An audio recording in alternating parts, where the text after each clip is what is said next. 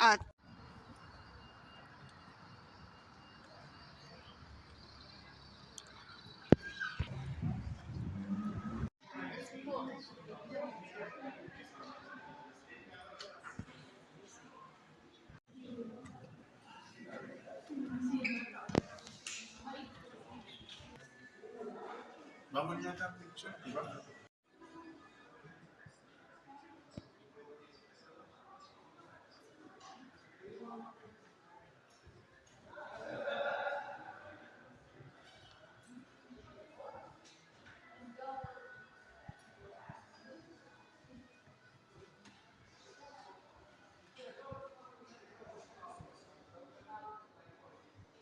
amazing.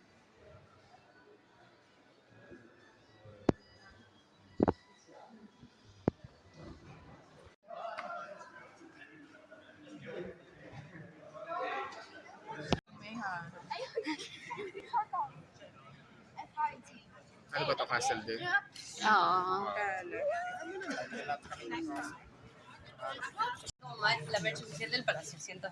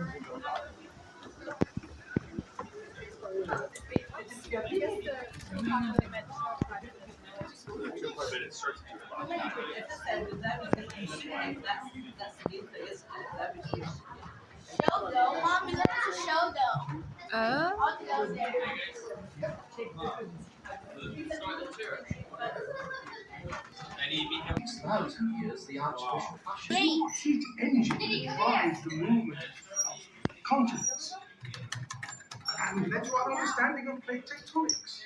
The scientific world did not believe after data.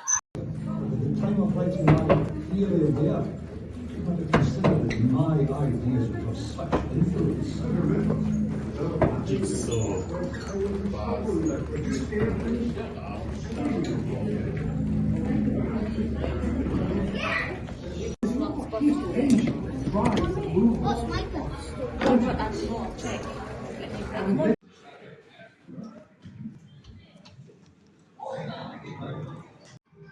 Di ba? Hmm. Yati tibay. Mm.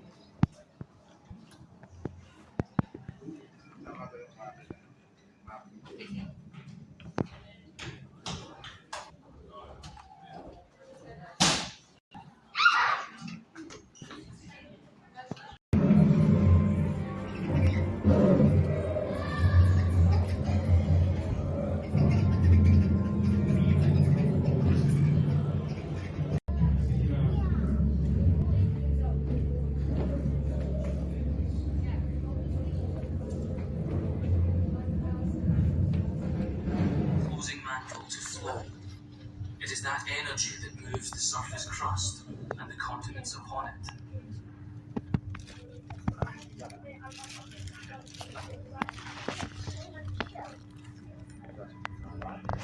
Like a giant jigsaw puzzle, that crust is split into numerous huge slabs or plates, each plate moving at about the speed our fingernails grow.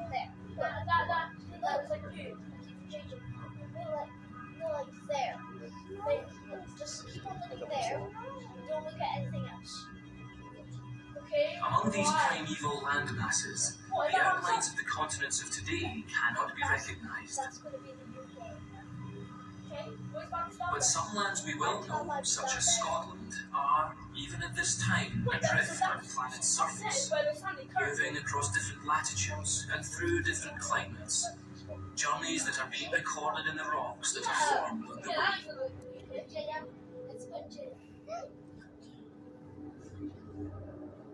Mountain ranges are thrown up where two plates, each carrying a continent, collide.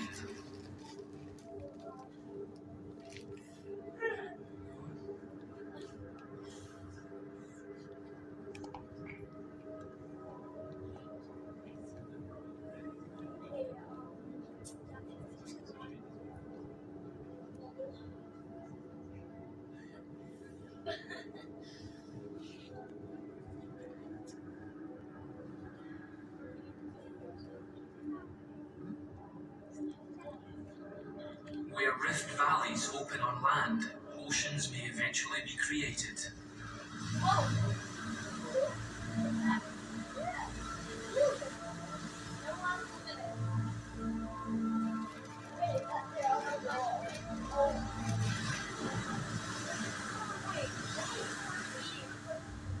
Deep in mid-ocean, wherever two plates are being pulled apart, volcanic lava erupts from the Earth's mantle. Hot springs smoke, and lava solidifies into ridges of new crust along the edge of each plate. In the mid-Atlantic, where the European plate is pulling apart from the North American plate, the submarine ridge has risen above water and is forming the volcanic island of Iceland. This Icelandic eruption is just like those along a submerged ridge. In this fire fountain, the fluid lava is spraying from a fissure. Similar eruptions created the basalt rock of Staffa and other volcanic landscapes of western Scotland when the Atlantic Ocean began to form and widen.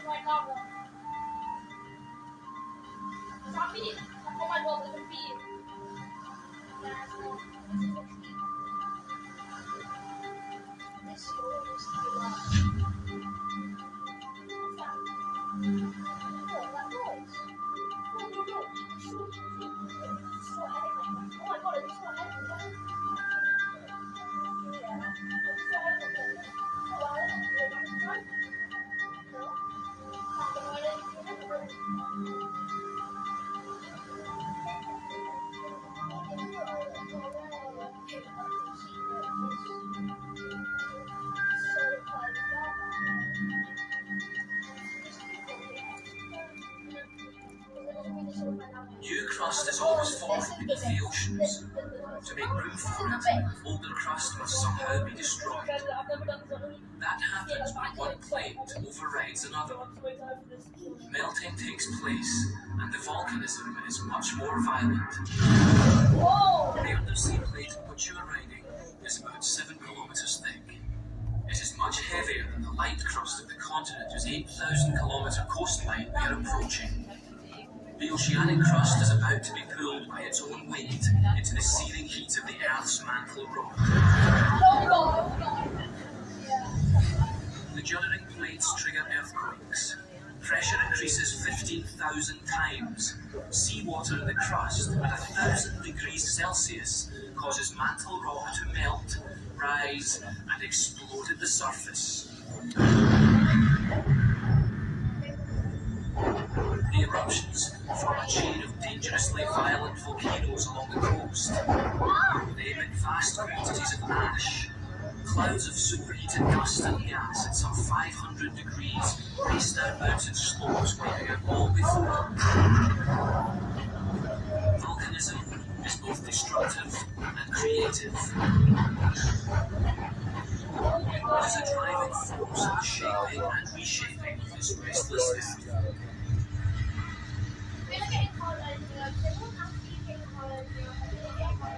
This is the same temperature. Over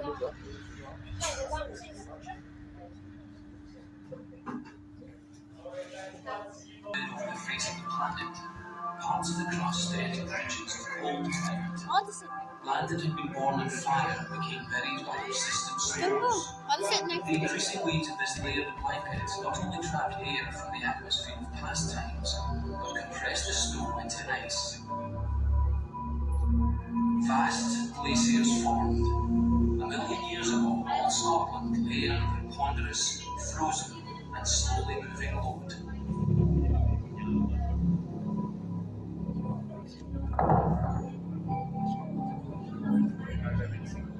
As the ice sheets thickened and spread, they also grew in weight and power. Flowing at the pace of the hour hand of a clock, a glacier reshaped the surface of the land beneath.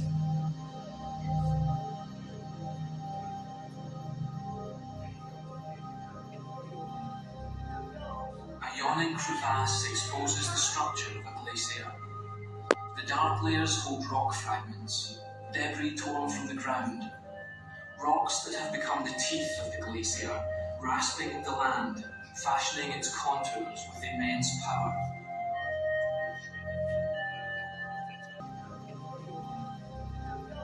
A yawning crevasse exposes the structure of a glacier. The dark layers hold rock fragments, debris torn from the ground, rocks that have become the teeth of the glacier, rasping at the land, fashioning its contours with immense power.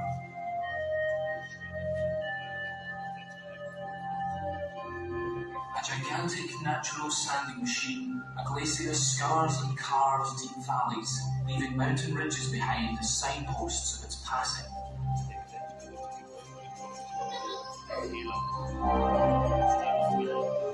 As though hungry for rock, these great tongues of ice lick the valleys into shape, ripping rocks from the side walls and engulfing them in ice. Held on the glacier's edges, this huge mass of hidden debris is dragged along, grinding at the bedrock and further eroding the valley.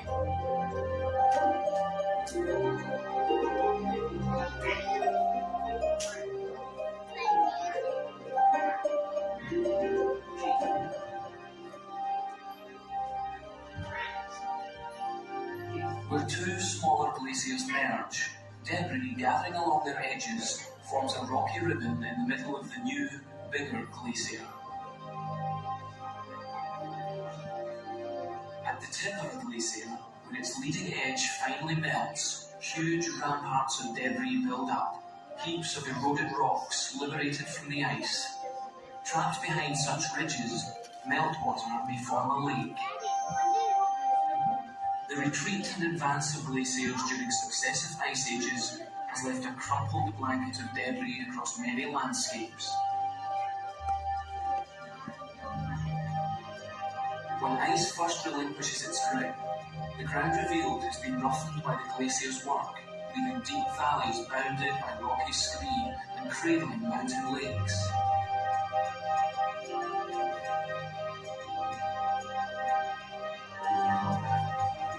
Now running water carves the rock, a further powerful erosive force. Water can move mountains, wearing them down, sifting and sorting rock fragments by size.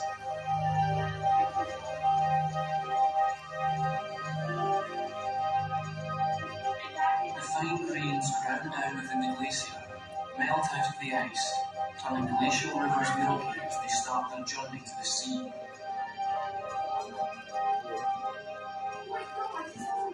Shaped by glaciers which melted 10,000 years ago, the Scottish landscape has been softened by time, matured by the weathering of the rock and the growth of plants. But the arêtes and pinnacles of these majestic mountains are unmistakable creations of an age of ice.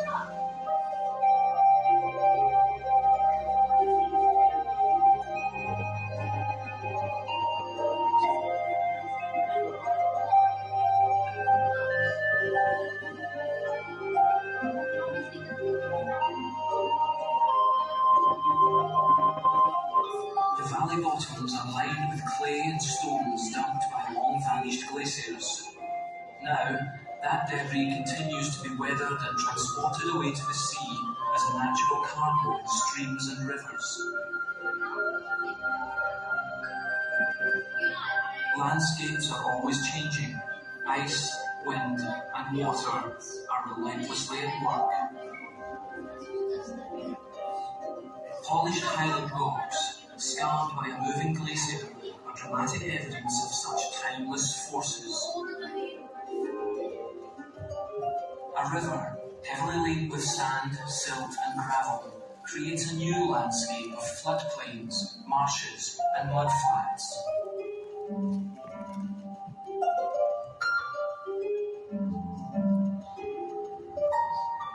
At last, the material of mountains washes into the sea. Currents and tides shape and reshape the sediments into beaches, and waft the finer grains offshore into deeper waters where they settle and compress, turning slowly into rock, from which mountains may once more be built.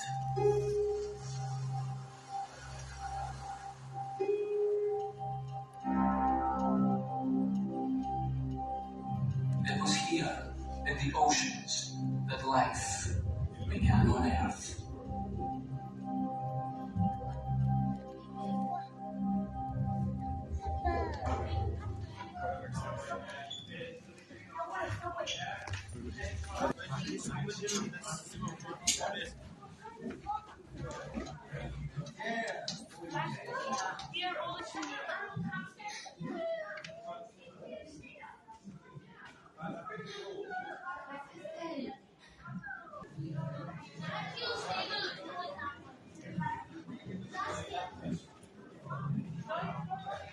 First animal.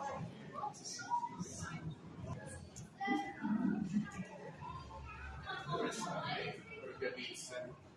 First life. First life na ako sa tinuturo sa Bible. Adam and Eve. Sa science, ganyan.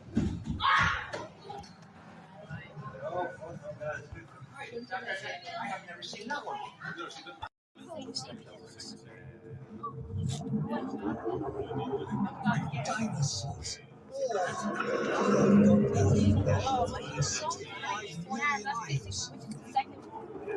Wow. We're so fast. We're so fast. Oh, we're so fast. Oh, this is the between fast, not fast, not fast. You're fast. Oh my God, fast. What? You listen. Explosion of different life forms in the sense. At an astonishing 3.5 billion years ago, it was only simple bacterial life. Don't touch them. The early Earth was bombarded by meteorites around 4 billion years ago. Cool. Dad. Was born from the material left over from the formation of our star, the Sun, all of 4.54 billion years ago. Hey, don't touch And as galaxies converge, we emerged 13.8 billion years ago, at the beginning of time. We emerged at the beginning of time. No way. Damn. This is gonna be the old. Dilator. Singularity locked in target. Time travelers, you are about to witness the birth of the universe. All space, time, energy, and matter in a tiny, dense, immensely hot point. Incredibly hot and dense, the first matter is beginning to form. Universe age 380,000 years. Hydrogen nuclei are combining with electrons. The first complete atoms have formed, and light is starting to travel freely throughout the universe. Universe age 200 million years. Switching screen to 21 centimeter wavelength. The universe continues to expand and cool. In the blackness of space, gravity is forcing the hydrogen to collect and concentrate into massive swirling clouds, the first galaxies.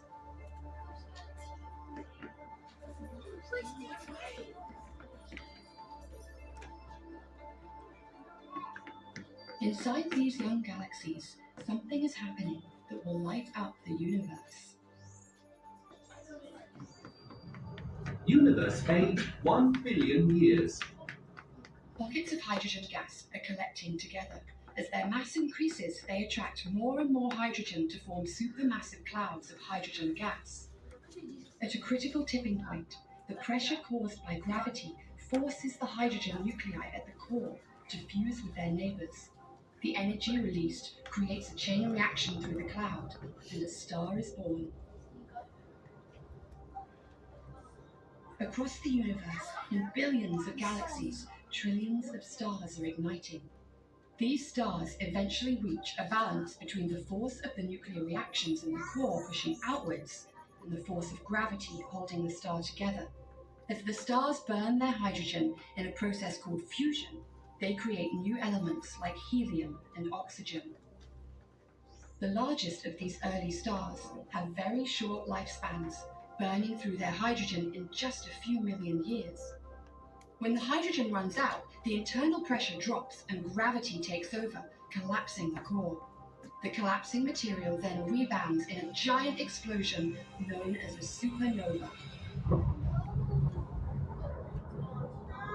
Gamma radiation warning. Closing shields. Unsafe levels for humans. Moving ship to safe distance. Universe age 3 billion years. A supernova releases as much energy as your sun will produce in its entire lifetime. All the heavier elements in the universe, like iron, copper, and gold, are forged in these catastrophic events.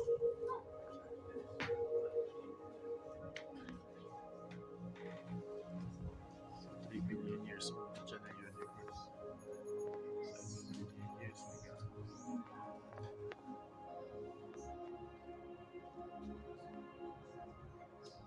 Each explosion enriches a galaxy with a soup of new elements. Over time, they form clouds called nebulae.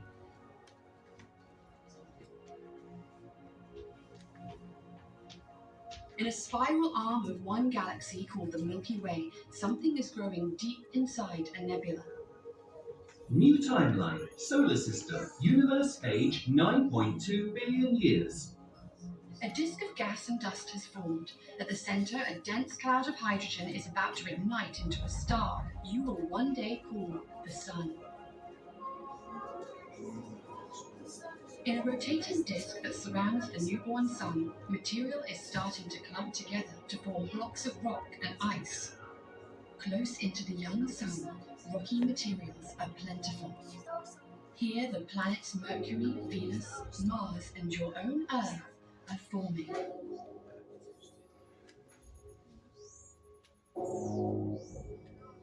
Universe age 9.3 billion years.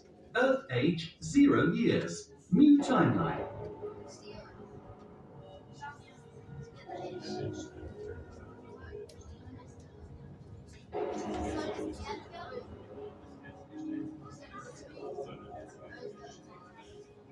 Mountain-sized blocks of rock and ice continue to rain down on Earth for millions of years. They carry the water that will eventually form the Earth's oceans. Prepare for descent to planet surface. Closing shields. Braking sequence initiated. Time jump path locked and correct. Altitude 10,000. 5, 4, 3, 2, 1. Landing confirmed. Earth age 2 billion years. As the Earth cools, moisture in its atmosphere condenses and it begins to rain. Every water molecule contains 2 hydrogen atoms, each formed when the universe was young. There is also 1 oxygen atom, forged in the heart of a star. Water is the molecule on which all life on Earth depends. The Earth is now cool enough for you to leave the ship. Enjoy exploring this dynamic planet. Time travel.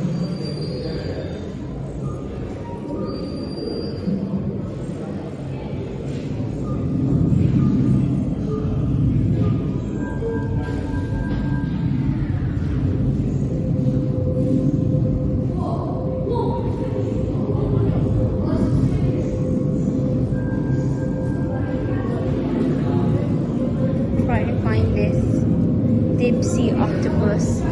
Oh, what's that thing? Oh, that's a fruit. Black belly rosefish. Bushy. Yeah, there. Deep sea octopus. We found it. Black belly rosefish. What's that thing? That's that's an orange shellfish.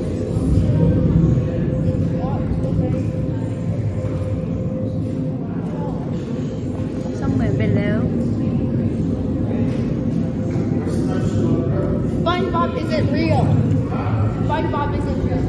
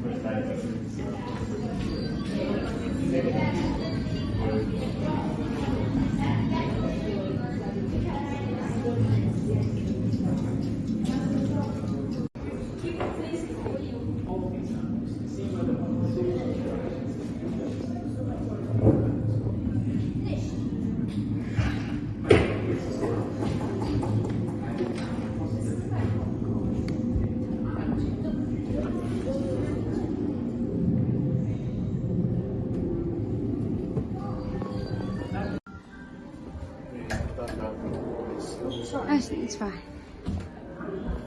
I use something called an epileptic sled to collect these animals, and my team and I will bring them back to the lab and identify them. These are all historical.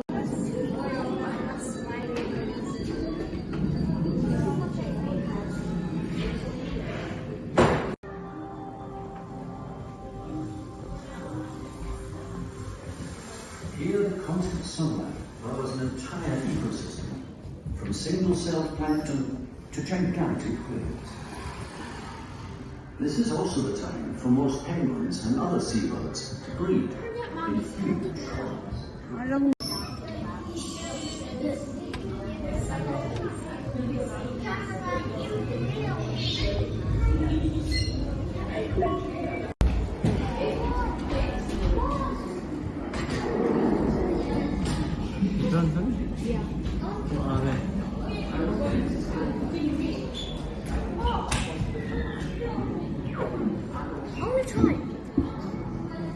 Forest base. It's a great deal warmer here than it is with you. Now, I will be your Earth Matters science guide today. Earth Matters is a global organisation that monitors the world's climate and biomes. Your craft is currently refuelling, so I'd like to take a few moments to talk to you about today's expedition. After takeoff, you will fly through different climate zones on the way south to the rainforest base at the Earth's equator. Each of these climate bands has unique weather, temperature, and rainfall. What's fascinating are the different ways life has adapted to the climate of each region. We call these bands of climate and the life within them biomes. The purpose of today's expedition is to travel through these biomes and see how plants and animals have adapted to the climate they live in. Your captain today is Ian Munro, who is new to the Earth Matters fleet. This will be his first time piloting an expedition craft, but I'm sure you'll be in safe hands. His simulation record is first class. The state-of-the-art research craft you'll be flying in today is called the Endeavour. You'll be able to make some great scientific observations with our environmental monitoring system. If you experience any adverse conditions, please remain calm. You won't be in any danger, but do remember to keep your safety glasses on at all times. If you do feel motion sickness,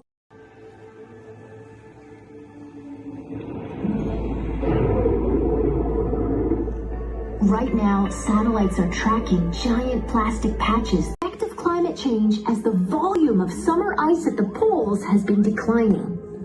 A warmer atmosphere is capable of absorbing more water.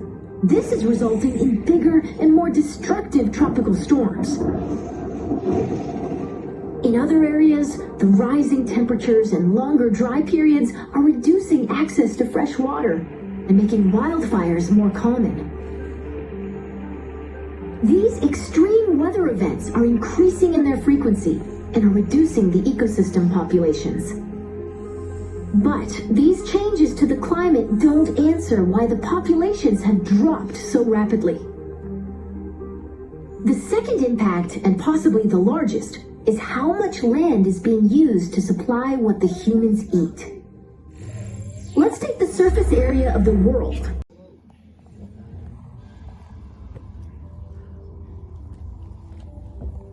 Thanks for joining us today. We are now in the last hour of today's spacewalk. the astronauts are currently fitting new experiments to the external laboratory. The multi-purpose platform is a unique opportunity for testing experiments in the harsh environment of space and in microgravity. The new set of experiments being installed today include a series of next-generation intelligent microchips that will one day improve how satellites collect and process data.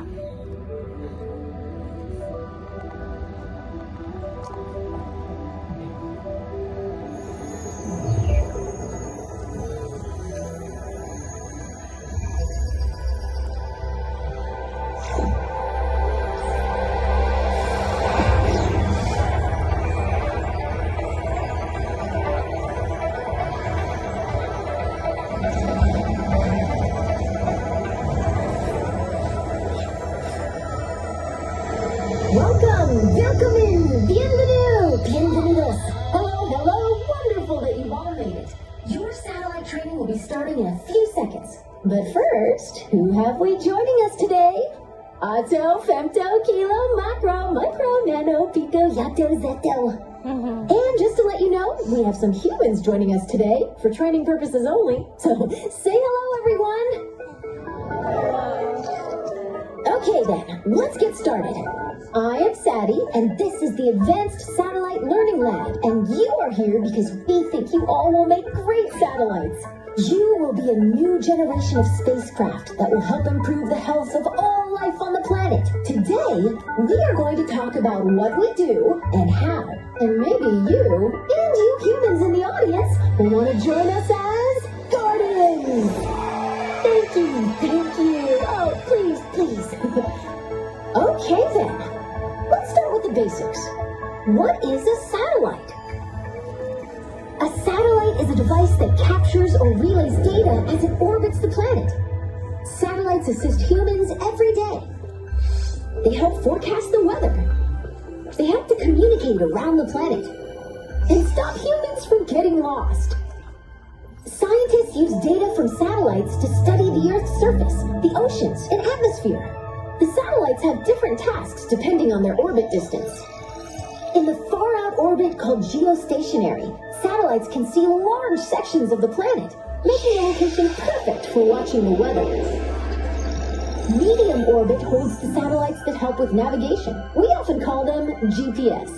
Low orbit is good for studying small areas in great detail, ideal for creating data-rich maps.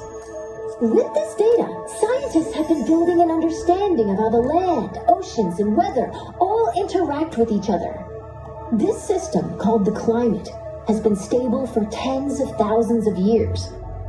But recent evidence of change has raised questions about the health of the planet.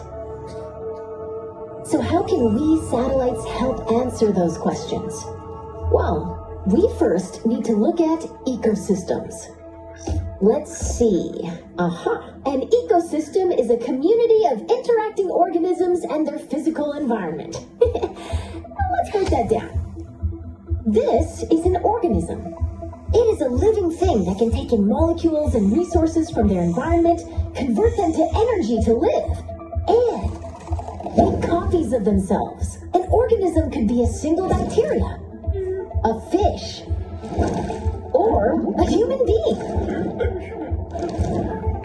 Next, how do we decide what a healthy ecosystem is? Well, we look for 3 signs. Sign 1, organisms have populations that stay about the same over time. Sign 2, there are many different species of organisms. We call this biodiversity. Sign 3, these organisms will have developed relationships with other organisms.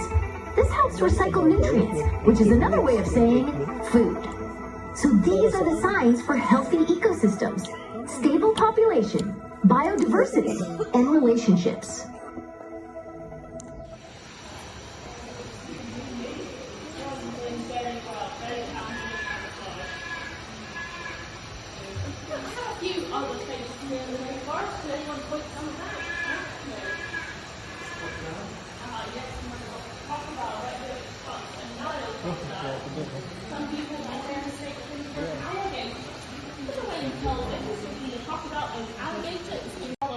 Mamba snakers. Green, yes. The black mamba is a green snake. Greenish, greyish, brownish snake. Any colour that isn't black, it's probably the black mamba. The reason it's called the black mamba is rather sinister. So when the black mamba is about to strike, it opens its mouth and the final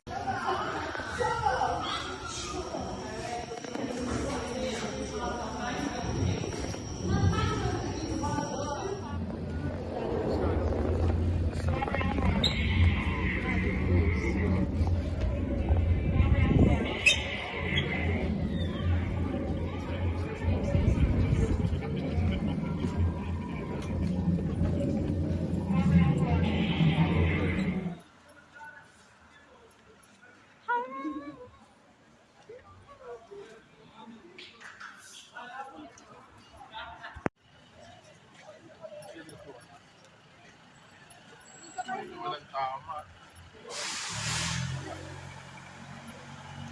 Umuulan dito sa Edinburgh.